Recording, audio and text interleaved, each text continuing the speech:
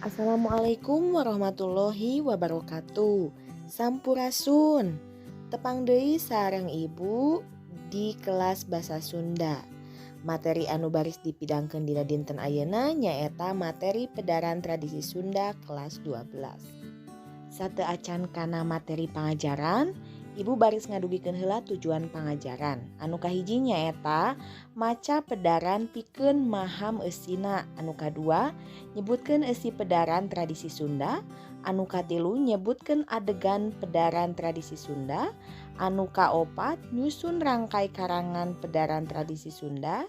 Jeung anu kalima nyusun pedaran tradisi Sunda saluyu jeung adegan katut kaedah basana. Janten naon ari karangan pedaran teh? Karangan pedaran atau biasa disebat karangan eksposisi teh nyaeta karangan anu eusina ngajentrekeun jeung medar hiji objek, kumaha prosesna, tujuanna, jeung gunana. Aya sababaraha rupa-rupa teknik anu dipake dina nulis karangan pedaran. Anu kahiji nyaeta teknik identifikasi di mana hidep neangan jeung medar ciri-cirina. Anu kadua nyaeta teknik klasifikasi di mana hidep neangan jeung nyieun papasingan. Anu katilu nyaeta teknik definisi di mana hidep neangan jeung mere wangenan. Anu kaopat teknik ilustrasi di mana hidep neangan jeung mere gambaran. Oge anu kalima nyaeta teknik proses di mana hidep neangan jeung mere gambaran ngeunaan kumaha prosesna. Anu salajengna nyaeta rangkai karangan pedaran. Dina rangkai karangan pedaran anu baris ditulis ku hidep aya 3 poin penting. Anu kahiji bubuka, anu kadua eusi, jeung anu katilu panutup. Dina bubuka hidep ngajentrekeun alesan naha urang bet milih jejer pedaran eta. Pentingna jejer pedaran, legana pedaran, watesan jejer pedaran, masalah-masalah nu bade atanapi nu baris dipedar, jeung tujuan atanapi gunana naha urang ngabahas eta pedaran. Anu salajengna nyaeta bagian eusi. Tah dina bagian eusi mah hidep ngadadarkeun perkara naon anu rek ditulis. Contona wae lamun hidep rek nulis ngeunaan tradisi ngabubur beureum ngabubur bodas. Tah ku hidep didadarkeun wujud jeung wangun tradisi ngabubur beureum ngabubur bodas teh sapertos kumaha, gunana naon, tipeuna kumaha, jeung cara-cara tradisi eta teh kumaha lamun aya. Gitu panginten.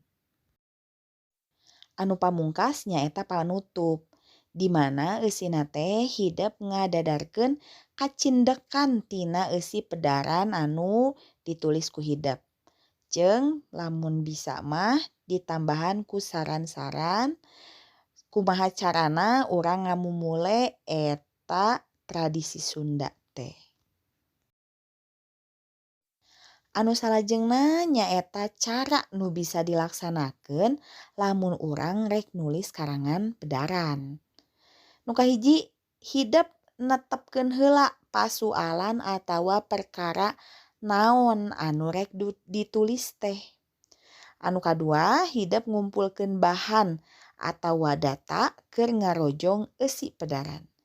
Biasana bahan atawa data eta teh dikumpulkeun ku urang ngaliwatan kagiatan wawancara. Anu katilu nyaeta mikiran pijudeuleun naon anu matak ngirut kanu maca. Sabab lamun judulna pikaresepeun biasana nu maca panasaran naon eusi tina pedaran anu ditulis ku urang teh. Anu kaopat nyaeta nyusun raraga atawa rangkai karangan. Anu tadi teh atos dibahas. Anu kalima mekarkeun rangkai karangan eta jadi alinea-alinea nepi ka jadi karangan anu gembleng. Anu pamungkas hidep nyarungsum deui karangan anu geus jadi. Anu parantos ditulis ku hidep. Gitu panginten.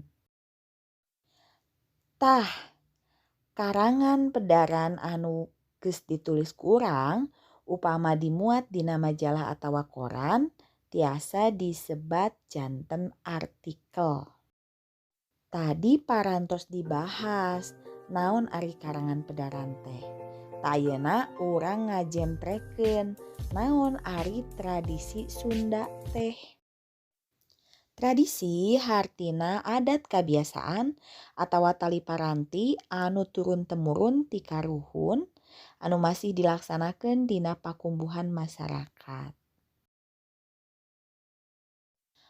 Ari adat kebiasaan teh nyaeta tata pola anu angger tur turun-temurun ti hiji entragan tanapi generasi kana generasi satuluyna minangka warisan nu dalit jeung pakumbuhan masyarakatna. Tah di dia ibu baris masihan contoh adat anu patali jeung wewengkon atawa daerah. Anu kahiji nyaeta aya serentaun di Cisolok Sukabumi.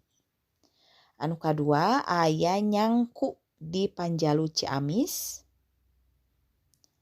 Anu katilu aya adat tradisi ruat bumi di Cikidang Kabupaten Bandung Barat.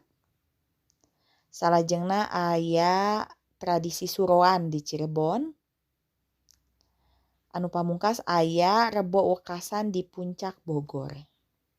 Salian tina adat-adat nu tadi oge aya adat anu patali jeung daur hirup. Aya adat anu nyiram, aya adat ngariksa anu reuneuh, aya adat ngariksa anu ngajuru, aya adat mulasara Bali, aya adat ngawinkeun oge aya adat kapapatenan. Tah panginten sakitu anu tiasa ku ibu didugikeun. Ayeuna mah hayu urang mumule tradisi anu aya di sabodeureun urang. Hatur nuhun kana perhatosana. Assalamualaikum warahmatullahi wabarakatuh.